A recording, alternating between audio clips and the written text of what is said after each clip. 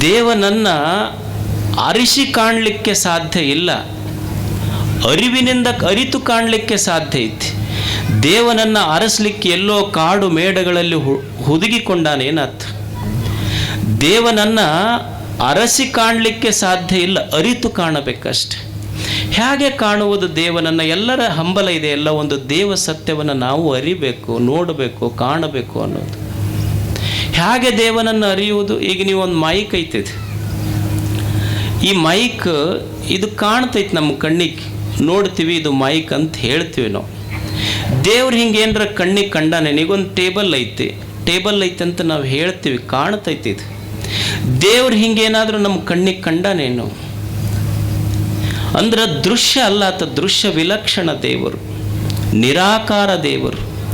ಅದಕ್ಕೆ ನಿರಾಕಾರ ದೇವನನ್ನು ನಮ್ಮ ಋಷಿಗಳು ಹೆಂಗೆ ವರ್ಣಿಸಿದ್ರು ಅಂದ್ರೆ, ಆ ದೇವನಿಗೆ ಸತ್ ಅಂತ ಕರೆದ್ರು. ದೇವನಿಗೆ ಹೆಂಗೆ ಪರಿಚಯ ಮಾಡಿಕೊಟ್ರು ಅಂದ್ರೆ ಸತ್ ಅಂದ್ರೆ ಅವರು. ಸತ್ ಇದರ ಅರ್ಥ ಯಾವಾಗಲೂ ಇರುವಂಥದ್ದು ಅಂತ, ಮೂರೂ ಕಾಲದಲ್ಲಿರುವಂಥದ್ದು. ಈಗೊಂದು ಹೂವು ಐತಿ, ಈಗ ನೀವು ಹೂವು ನೋಡಿದ್ರಿ ಅಂದ್ರೆ ಹೂವು ನಿನ್ನೆ ಇಲ್ಲ, ಇವತ್ತಷ್ಟು ಕಾಣಕತ್ತೈತಿ, ನಾಳೆ ಇರೋದಿಲ್ಲ. ಅಂದ್ರೆ ಒಂದು ಹೂವಿನ ಇರುವಿಕೆ ಎರಡು ಇಲ್ಲಗಳ ನಡುವಿನ ಇರುವಿಕೆ. ಅದು ನಿನ್ನಿಲ್ಲ, ನಾಳಿಲ್ಲ, ಇವತ್ತಷ್ಟು ಕಾಣಕತ್ತೈತಿ ಅಷ್ಟೇ. ಇದು ಸತ್ತಲ್ಲ, ಇದು ಮಿಥ್ಯೆ ಅಷ್ಟೇ. ಇದು ಆದರೆ ದೇವ ಹಂಗಲ್ಲ, ನಿನ್ನಿಲ್ಲ, ಇವತ್ತದನ, ನಾಳೆ ಇಲ್ಲ ಅಂತಲ್ಲ. ಎಲ್ಲ ಕಾಲದೊಳಗೂ ಹಿಂದೂ ಇದ್ದ, ಈಗೂ ಇರ್ತಾನ, ಮುಂದೂ ಇರ್ತಾನ, ಯಾವಾಗಲೂ ಯಾವುದು ಇರ್ತದಲ್ಲ ಅದಕ್ಕೆ ಸತ್ ಅಂತ ಕರೀತಾರೆ. ಅದಕ್ಕೆ ದೇವರು ನೀವು ಅನ್ಬೋದು. ಮತ್ತು ಭಾಳಷ್ಟು ದಾರ್ಶನಿಕರಂತಾರೆ, ಮತ್ತು ಎಲ್ಲ ಕಾಲಕ್ಕೆ ಇರೋದ ದೇವ್ರಂತಂದ್ರೆ ಬಯಲೈತಿ, ಆಕಾಶ ಐತಿ, ದಿಕ್ಕ, ಕಾಲ, ಮತ್ತು ಇವೆಲ್ಲ ಮಣ್ಣ, ಕಲ್ಲ, ಗುಡ್ಡ, ಇವು ಎಷ್ಟು ವರ್ಷದಿಂದ ಅದಾವಲ್ಲ, ಇದಕ್ಕೂ ದೇವ್ರು ಅನ್ನಬೇಕ್ರಿ ಅಂತಂದ್ರೆ ಇದು ದೇವ್ರು ಅನ್ಲಿಕ್ಕಾಗೋದಿಲ್ಲ. ಯಾಕಂದ್ರೆ ಇದು ಜಡ ಐತಿ.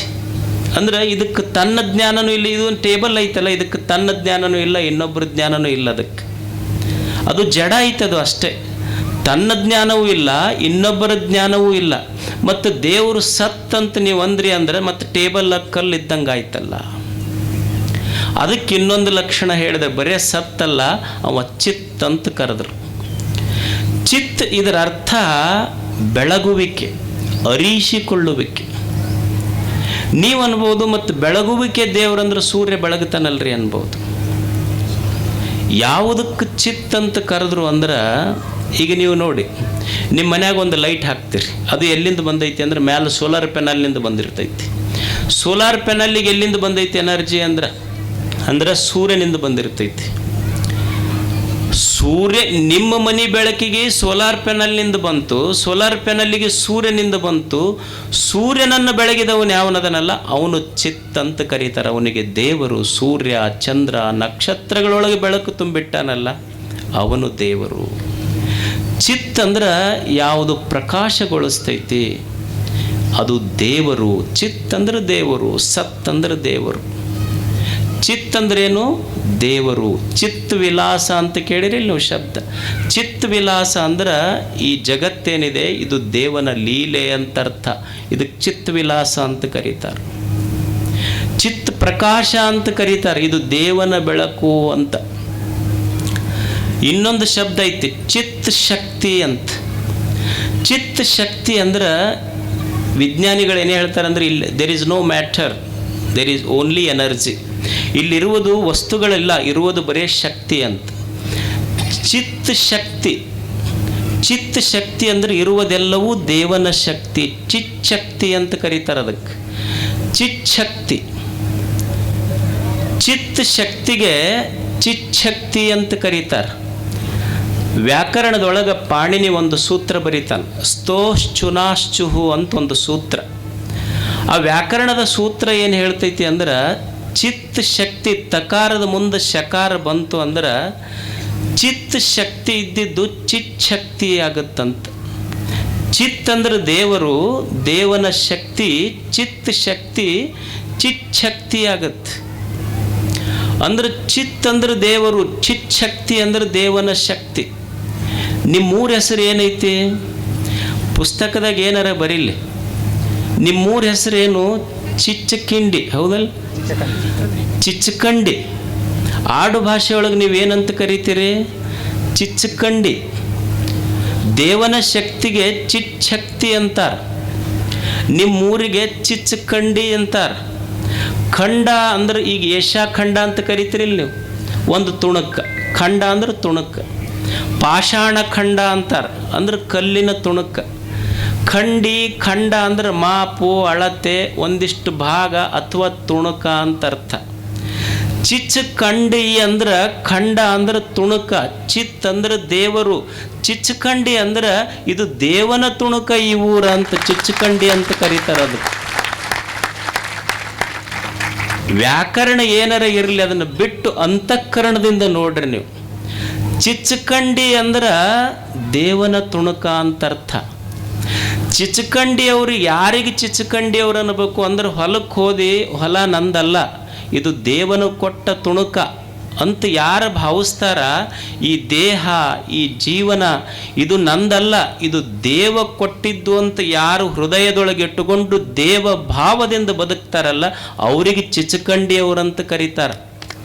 ಗೊತ್ತಾತ? ನೀವು 3 ಹೆಸರ ಕೇಳಿದ್ರೆ ಚಿಚ್ಚಕಂಡಿ, ಎಲ್ಲರೂ ಅದನ್ನು ಕಿಚಿಕಿಟ್ಟಿದ್ರು ಒಟ್ಟ ಅದನ್ನು. ಚಿಚ್ಚಕಂಡಿ ಅಂದ್ರೆ ದೇವನ ತುಣುಕು ಅಂತ ಅರ್ಥ. ಚಿಚ್ಚಕ್ತಿ, ಇದನ್ನ ನೆನಪಿಟ್ಟುಕೊಡ್ರಿ ನೀವು. ಚಿಚ್ಚಕಂಡಿ ಅಂದ್ರೆ ದೇವನ ತುಣುಕು ಅಷ್ಟೇ. ಅದು ಅಂದ್ರೆ ಈ ಭಾವ ನಮ್ಮ ಹೃದಯದೊಳಗೆ ಇರಬೇಕು. ಅವ್ರಿಗೆ ಚಿಚ್ಚಕಂಡಿ ಅವ್ರು ಅಂತಾರೆ.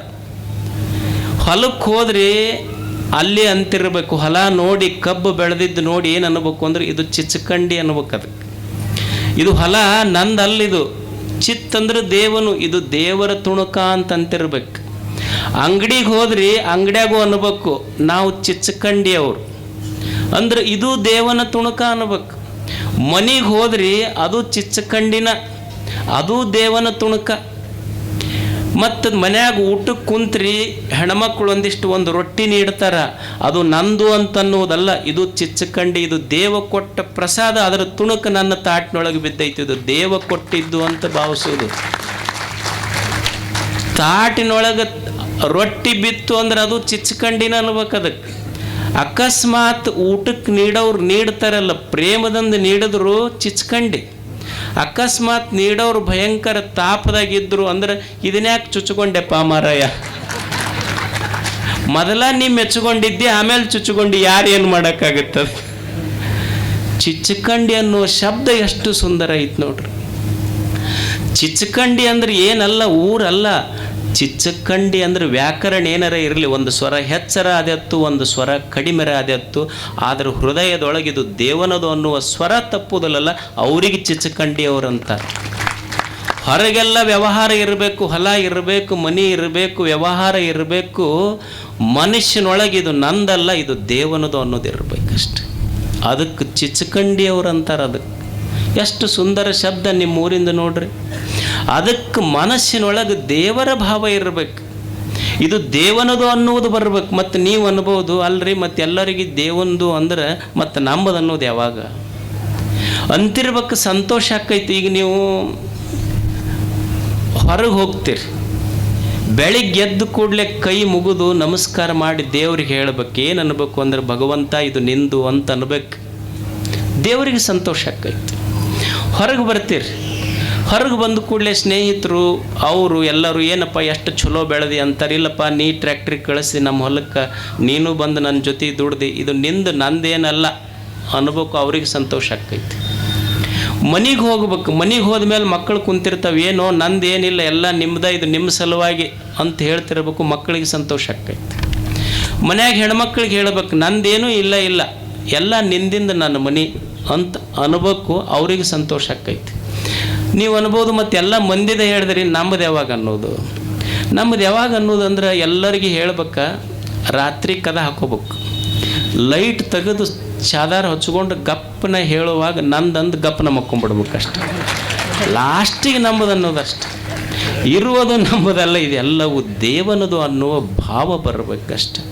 ಇದು ಒಳಗಿತ್ತು ಅಂದ್ರೆ ಅವರಿಗೆ ಚಿಚ್ಚಕಂಡಿಯವರಂತಾರೆ. ನಂದು ಅನ್ನೋದಿಲ್ಲ, ದುಃಖ ಆಗಿದ್ದು ನಂದು ಅನ್ನೋದು ಬಂದಿದ್ದಕ್ಕೆ ಮನುಷ್ಯಗೆ ದುಃಖ ಆಗೈತಿ.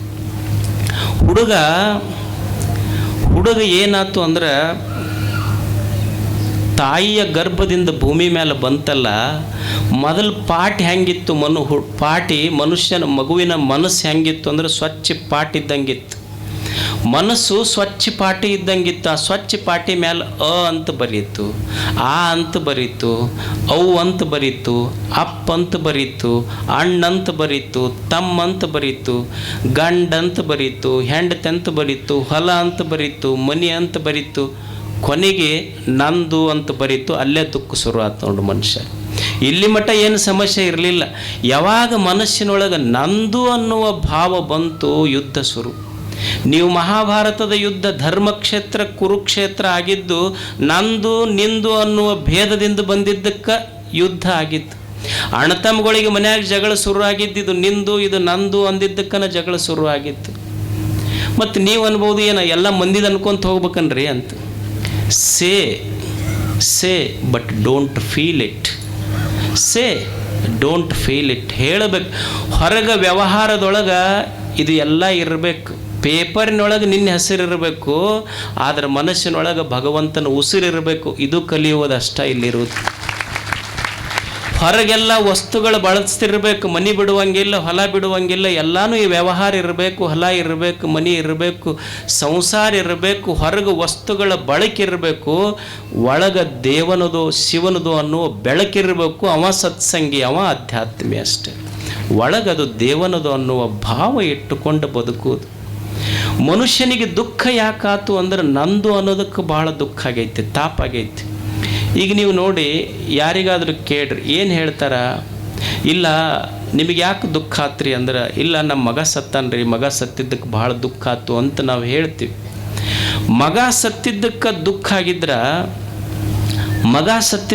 ದುಃಖ ಆಗಿದ್ರೆ ಓಣ್ಯಾಗ ಒಂದು ಆ ಹುಡುಗ ಸತ್ತೈತೆ, ಆ ಹುಡುಗ ಸತ್ತೈತೆ, ಆ ಹುಡುಗ ಅವ್ರ ಮಗ ಸತ್ತೈತೆ, ಅವ್ರ ಮಗ ಸತ್ತೈತೆ, ಅವ್ರ ಮಗ ಸತ್ತೈತೆ. ಮಗ ಸತ್ತಿದ್ದಕ್ಕೆ ದುಃಖ ಆಗಿದ್ರೆ ಊರ ಮನ್ಯಾಗ ಎಷ್ಟು ಮಕ್ಕಳು ಸತ್ತಾವ ಅವಾಗೂ ದುಃಖ ಆಗಬೇಕಾಗಿತ್ತಲ್ಲ. ತಾಯಿ ಸತ್ತಿದ್ದಕ್ಕೂ ದುಃಖ ಆಗೈತಿ ಅಂದ್ರೆ ಎಷ್ಟು ಜನರು ತಾಯಿ ಸತ್ತಾರ, ಅವಾಗ ಯಾಕೆ ದುಃಖ ಆಗಿಲ್ಲ ಮನುಷ್ಯಾಗ? ತಾಯಿ ಸತ್ತಿದ್ದಕ್ಕೂ ದುಃಖ ಆಗೋದಿಲ್ಲ, ಮಗ ಸತ್ತಿದ್ದಕ್ಕೂ ದುಃಖ ಆಗೋದಿಲ್ಲ. ಯಾವಾಗ ನಂದು ಅನ್ನೋದು ಸಾಯ್ತೈತಲ್ಲ ಅವಾಗ ದುಃಖ ಆಗುತ್ತೆ ಮನುಷ್ಯನಿಗೆ. ಅದಕ್ಕೆ ಕಲಿಯುವುದೇನು ಅಂದರೆ ಇಲ್ಲಿ ನನ್ನದು ಅನ್ನುವುದು ಯಾವುದೂ ಇಲ್ಲ ಅಷ್ಟೆ. ಸುಮ್ಮನೆ ಯು ಜಸ್ಟ್ ಸೇ, ವ್ಯಾವಹಾರಿಕವಾಗಿ we have to say, but we should never feel it ಅಷ್ಟೆ. ವ್ಯವಹಾರಕ್ಕೆ ಇದನ್ನೆಲ್ಲ ಹೇಳ್ತಿರ್ಬೇಕು, ಒಳಗೆ ಗೊತ್ತಿರಬೇಕು. ಇದೆಲ್ಲ ದೇವನ ತುಣುಕ, ಇದೆಲ್ಲ ಚಿಚ್ಚಕಂಡಿ. ನೆನಪುಳಿತೈತಲ್ಲ ನಿಮಗಷ್ಟೆ. ಚಿಚ್ಚಕಂಡಿ ಅಂದರೆ ದೇವ ನೀಡಿದ ಪ್ರಸಾದ ಅಂತ ಬದುಕುವುದಷ್ಟೆ. ಯಾರ್ದಿದೆ ಹೇಳಿ, ಯಾವುದಿದೆ ಹೇಳಿ, ಯಾವುದು ನಮ್ಮ ಹಿಂದೆ ಬರ್ತದೆ ಹೇಳಿ? ನಾವು ಎಷ್ಟು ಕಷ್ಟಪಟ್ಟು ಗಳಿಸಿಟ್ಟರು ಸಹಿತ ಒಂದು ದಿವಸ ಇದನ್ನು ಹೋಗುದ. ಯಾರು ಮಾಡಿದ್ದು ಉಳಿದಿಲ್ಲ. ನಾವು ಒಂದು ಕಾರ್ಯಕ್ರಮ ಮಾಡ್ತೀವಿ, ಮಾಡಿ ಒಂದು ದೊಡ್ಡ ಬಿಲ್ಡಿಂಗ್ ಕಟ್ಟಿಸಿ ಇವರಿಂದ ಶಿಲಾನ್ಯಾಸ ಅಂತ ಹೇಳ್ತೀವಿ. ಅಲ್ಲ, ಶಿಲಾಶಾಸನ ಬರೆದವರು ಹೋಗ್ಯಾರ, ಶಿಲಾನ್ಯಾಸಗಳು ಉಳಿತಾವ ನೀ ಜಗತ್ತಿನೊಳಗೆ? ಏನೂ ಉಳಿಯುವುದಿಲ್ಲ. ಸುಮ್ಮನೆ ಭ್ರಮ ಇರ್ತೈತೆ ಅಷ್ಟ. ನಮಗಿದು ಎಲ್ಲ ಖಾಯಂ ಮಾಡಬೇಕು ಅಂತ ಮಾಡಬೇಕು, ಆದರೆ ತಲೆಯಾಗಿ ಇದನ್ನು ಖಾಯಮ ಮಾಡ್ಬೇಕು ಅನ್ನೋದು ತಲೆಯಾಗಿ ಬರಬಾರ್ದು ಅಷ್ಟು. ಯಾವುದು ಉಳಿತೈತೆ ಇಲ್ಲಿ? ಒಬ್ಬ ಮುದುಕ ಭಾಳ ಕಷ್ಟಪಟ್ಟು ಆಸ್ತಿ ಮಾಡಿದ್ದ, ಭಾಳ ಕಷ್ಟಪಟ್ಟು ಆಸ್ತಿ ಮಾಡಿತ್ತು ಮುದುಕ. ಮಾಡಿ ಒಂದು ದಿವಸ ಹೋಗೋದು ಬಂತು ಅದಕ್ಕೆ. ಅಂದ್ರೆ ಪೂರ he was on death bed, literally he was on death bed. ಸಾವಿನ ಹಾಸಿಗೆ ಮೇಲೆ ಮಕ್ಕೊಂಡಿತ್ತು ಮುದುಕ. ಮಕ್ಕೊಂಡು ಮಾತು ಕಟ್ಟೋದು ಅದಕ್ಕೆ. ಅವಾಗೇನು ಜೋಪಾನ ಮಾಡಕ್ಕೆ ಬಂದವರಲ್ಲ, ಆ ಮುದುಕ ಏನು ಮಾಡ್ತಿತ್ತು ಅಂದ್ರೆ ಹಿಂಗೆ ಕೈ ಮಾಡಿ ತೋರಿಸ್ತಿತ್ತು. ಅವು ಮಕ್ಕಳಿಗೇನು ಅನ್ನಿಸ್ತು, ನಮ್ಮ ಅಪ್ಪ ಹಿಂಗೆ ಕೈ ಮಾಡಿ ತೋರಿಸ್ತಾನೆ, ಎಲ್ಲ ಗಂಟಿಟ್ಟಾನ. ಉಸಿರು ಬಂದ್ರೆ ಮಕ್ಕಳು 4 ಮಂದಿ. ಅವ್ರಂದ್ರು ನಮ್ಮ ಅಪ್ಪ ಹಿಂಗೇನೋ ಕೈ ಮಾಡಿ ತೋರ್ಸಕತ್ತಾನಲ್ಲ, ಏನಿಟ್ಟಾನ? ಕೇಳಿದ್ರಿ ಅಪ್ಪ ಏನಿಟ್ಟಿ? ಅದಕ್ಕೆ ಮಾತು ಬರಲಿಲ್ಲ, ಬರೀ ಕೈ ಮಾಡಿ ತೋರಿಸ್ತಿತ್ತು. ಡಾಕ್ಟ್ರಿಗೆ ಕರ್ಕೊಂಬಂದರು. ಡಾಕ್ಟ್ರ್ ಅಂದ, ಇಲ್ಲ ಮಾತು ಬರಲ್ಲ ನಿಮ್ಮ ಅಪ್ಪಗೆ. ಸರ್ ಏನಾರ ಮಾಡಿರಿ, ಕೈ ಮಾಡಿ ತೋರ್ಸಕತ್ತಾನ, ಅವಾಗ ಎಲ್ಲಿ ಗಂಟಿಟ್ಟಾನಂತ ಹೇಳಿ ಹೋದ್ರೆ ಹೋಗಲ್ಲ. ನೋಡಪ್ಪ ಇದು ಭಾಳ ಅಂದ್ರೆ ಒಂದು ಇಂಜೆಕ್ಷನ್ ಮಾಡ್ಬೋದು, 5 ಲಕ್ಷ ರೂಪಾಯಿಗೆ ಒಂದು ಇಂಜೆಕ್ಷನ್, ಒಂದು 3-4 ಸೆಕೆಂಡ್ ಮಾತಾಡ್ಬೋದು. ಸರ್ ಅಷ್ಟೇ ಬೇಕಾಗೈತೆ ನಮಗೂ. ಅದು ತೋರಿಸಿ ಹೋದ್ರೆ ಹೋಗಲ್ಲ, ಕೈ ಮಾಡಕತ್ತಾನಲ್ಲ ತೋರಿಸಿ ಹೋಗಲ್ಲಕ್ಕ. ಅವರು ಡಾಕ್ಟ್ರ್ 5 ಲಕ್ಷ ಮೊದಲ ಇಸ್ಕೊಂಡ್ರು, ಇಂಜೆಕ್ಷನ್ ಮಾಡಿದ್ರು, ಮಾತು ಬಂತು. ಇದು ಹಿಂಗೆ ಕೈ ಮಾಡಿ ತೋರಿಸ್ತಿತ್ತಲ್ಲ, ಅಲ್ಲಿ ಗಂಟೈತೆ ಅಂತ ಹೇಳಿಲ್ಲ, ಕೋಡಿಗಳ ಎಮ್ಮಿಕರ ಕಸಬರಿಗೆ ತಿನ್ನಕತ್ತೈತೆ ಹೊಡೀರಿ ಅಂದ ಹೋಗೇ ಬಿಟ್ಟವ. ಅವನು ಹೋತು, ಎಲ್ಲನೂ ಹೋತಷ್ಟ. ಕೊನೆಗೆ ಬಂದಿದ್ದೇನು ಹೇಳಿ ಮನುಷ್ಯನಿಗೆ? 5 ಲಕ್ಷನೂ ಹೋತು, ಮತ್ತೆ ಎಲ್ಲನೂ ಹೋತಷ್ಟೆ. ಅಂದ್ರೆ ಕೊನೆಗೆ ಬರುವುದೇನು? ನಿನ್ನ ಸಾವಿನ ಕಾಲದೊಳಗೆ ನಿನ್ನ ಜೊತೆಗೆ ಬರೋದು, ಈಗ ನೀವು ಅಮೇರಿಕಕ್ಕೆ ಹೋದ್ರೆ ಡಾಲರ್ ನಡಿತೈತಿ, ಯುರೋಪಿಗೆ ಹೋದ್ರೆ ಪೌಂಡ್ ನಡಿತೈತಿ, ನೀವು ದುಬೈಗೆ ಹೋದ್ರೆ ಧೀರಮ್ ನಡಿತೈತಿ. ಈ ಜಗತ್ತು ಬಿಟ್ಟು ಮ್ಯಾಲೆ ಹೊಂಟ್ರಿ ಅಂದ್ರೆ ಅಲ್ಲಿ ಯಾವ ನಾಣ್ಯ ನಡಿತೈತಿ ಹೇಳಿ? ಡಾಲರ್ ಕೊಡ್ತೀವ್ರಿ ಸ್ವರ್ಗಕ್ಕೆ ಕರ್ಕೊಂಡು ಹೋಗ್ರಿ ಅಂದ್ರೆ ನಡಿತೈತೇನು? ಪೌಂಡ್ ಕೊಡ್ತೀವಿ ಅಂದ್ರೆ ನಡೆಯೋದಿಲ್ಲ, ಧೀರಮ್ ಕೊಡ್ತೀವಿ ಅಂದ್ರೆ ನಡೆಯೋದಿಲ್ಲ. ಈ ಲೋಕವನ್ನು ಬಿಟ್ಟು ನಾವು ಮ್ಯಾಲೆ ಹೋಗುವಾಗ ಯಾವ ನಾಣ್ಯವೂ ಬರೋದಿಲ್ಲ. ಬರುವ ಒಂದೇ ನಾಣ್ಯ ಅಂದರೆ ನಿಮ್ಮ ಪುಣ್ಯದ ನಾಣ್ಯ ಮಾತ್ರ ಅಲ್ಲಿ ಚೆಲ್ಲಿತೈತೆ ಅಷ್ಟೇ, ಉಳಿದ ನಾಣ್ಯಗಳು ನಡೆಯುವುದಿಲ್ಲ. ಅದಕ್ಕೆ ಇದನ್ನು ಅನುಭವಿಸಿ ಹೋಗುವುದಿಲ್ಲ, ನಂದಲ್ಲ, ಇದೆಲ್ಲ ದೇವನದು ಅನ್ನುವಂಥ ಪ್ರಾಸಾದಿಕ ಭಾವದಿಂದ ಮನುಷ್ಯ ಬದುಕುವುದಿಲ್ಲ. ಅನ್ಲಿಲ್ಲ ಬಸವಣ್ಣವರು, ಮೇರು ಗಿರಿಗಳೆಲ್ಲವೂ ಪ್ರಮಥರೊಡವೆ, ರಜತ ಗಿರಿಗಳೆಲ್ಲವೂ ಪುರಾತನರೊಡವೆ, ಚತುರ್ದಶ ಭುವನಗಳೆಲ್ಲವೂ ಲಿಂಗದೊಡವೆ, ಪೃಥ್ವಿ ಎಂಬುದು ಕರ್ತಾರನ ಕಮ್ಮಟ, ಅಚ್ಚಿನ ಮಳೆ ಬಾಣಸದ ಮನೆ, ತನುಮನ ಧನಗಳೆಲ್ಲವೂ ನಮ್ಮ ಗುಹೇಶ್ವರ ಲಿಂಗದ ಸೊಮ್ಮು, ನೀನೇನು ಕೊಟ್ಟು ಭಕ್ತನಾದ ಹೇಳ ಬಸವಣ್ಣ. ಬಸವಣ್ಣಂಥವ್ರು ನಮ್ಮಂಥವ್ರು ನಿಮ್ಮಂಥವ್ರದಲ್ಲ. ಬಸವಣ್ಣವರು ಅಲ್ಲಮ ಪ್ರಭು ಕಲ್ಯಾಣಕ್ಕೆ ಬಂದಾಗ ಬಸವಣ್ಣವ್ರು ಅಂತಾರ, ತನುವ ಬೇಡಿದಡೀವೆ, ಮನವ ಬೇಡಿದಡೀವೆ,